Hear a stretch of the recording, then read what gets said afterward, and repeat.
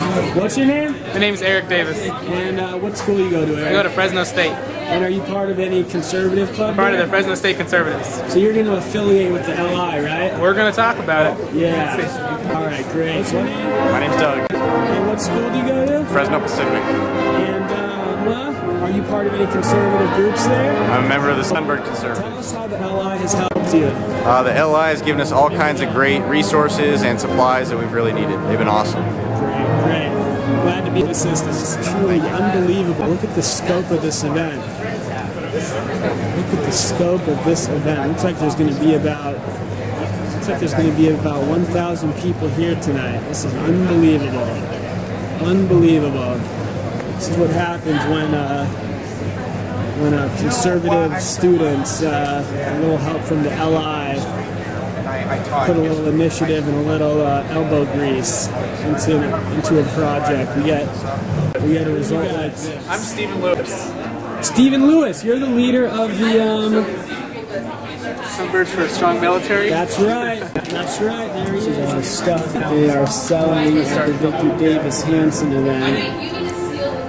Michael Moore hates America. That's definitely true. What else do we got here? Indoctrinate you. That's a good one. Ronald Reagan speech is rare. That is true. Freedom source. It is the soldier, not the reporter, who has given us freedom of the press. That is very true. The conscience of a conservative.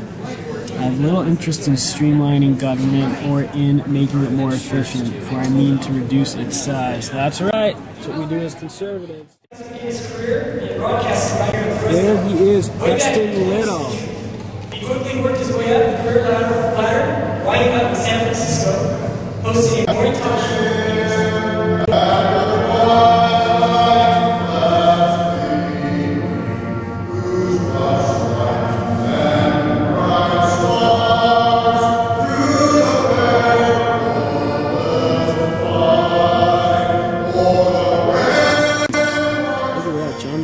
Sarah Palin are here. Who would have known it? They came to the Victor Davis Hanson event. I ever did over there in the Stanford Quad when I was a graduate student, thinking that was a neat line too. I realized that everybody in the audience was a Stanford graduate. I never do that again. But I think it is absolutely true, and I feel a little bit more comfortable saying something like that here.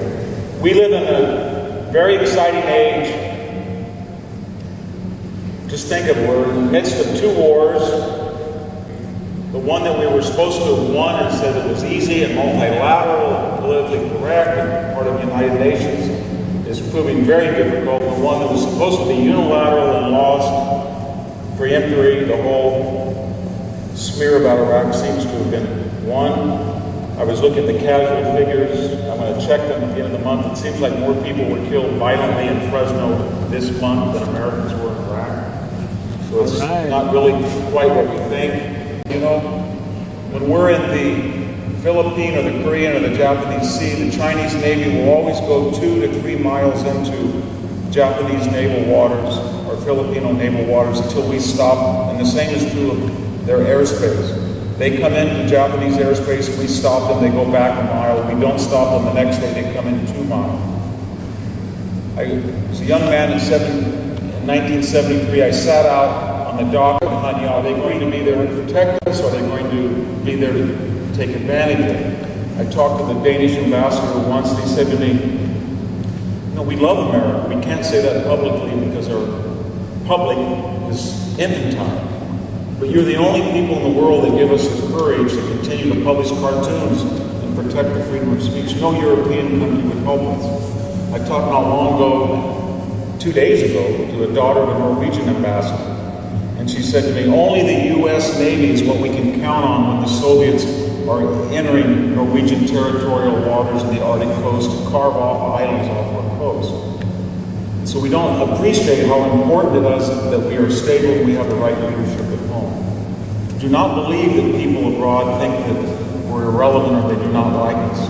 They're like a teenager who's angry at their parents for the dependence and the lack of autonomy, and yet they need the person that they so often and so gratuitously spur. This is one of the most exciting elections I've ever witnessed. Just think of it for a minute. We have the oldest candidate, if he were to be elected president, John McCain would be 72, older than Ronald Reagan. And yet, as someone who woke up this morning in New York and flew and is pretty tired, I can't understand how he does it. 72 years old, 3, 4, 5 campaign stops a day. I've heard Barack Obama on numerous occasions say how tired he is. I haven't heard John McCain, the 72 survivor of melanoma, say that once. It's quite a fascinating performance, and I think that we all should take a moment and say, how in the world does a man 72 years old do what he does?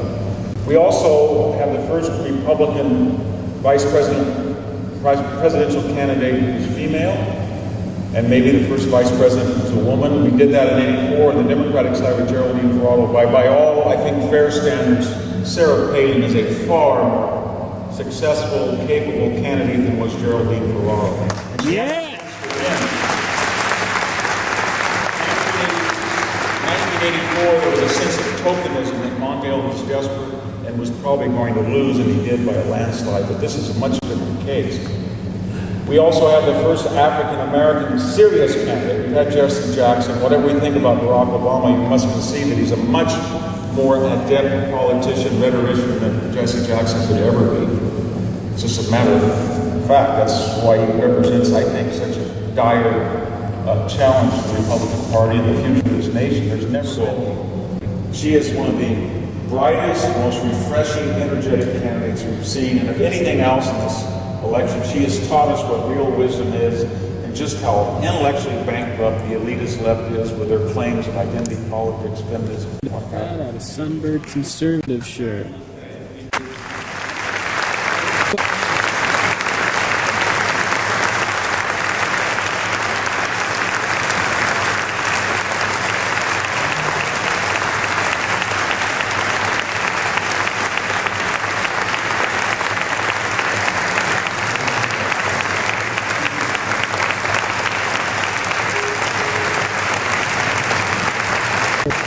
Here he is, the master, Preston Little, president of the Sunbird Conservatives.